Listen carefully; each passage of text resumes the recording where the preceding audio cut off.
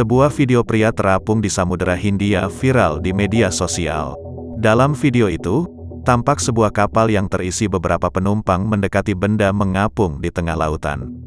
Ia mencoba bertahan dan berenang dengan berpegangan pada sebilah bambu.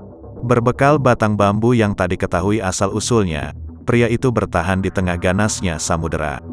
Hingga sebuah kapal mendekatinya, salah satu kru kapal melempar pelampung ke arah pria itu. Ia berhasil meraihnya. Dengan berpegangan pelampung, pria itu berenang mendekati perahu hingga berhasil dievakuasi. Sekretaris Desa Ayam Putih Kecamatan Bulus Pesantren, Kebumen Dwi Partono membenarkan kejadian itu. Ia mengatakan, pria yang mengapung di lautan itu adalah Tega, warga Desa Ayam Putih. Ia pun memastikan Tega sudah dievakuasi ke darat dan kembali ke keluarganya di Desa Ayam Putih. Usai terombang-ambing lama di tengah laut, kapal yang membawa Tega mendarat di Kabupaten Cilacap.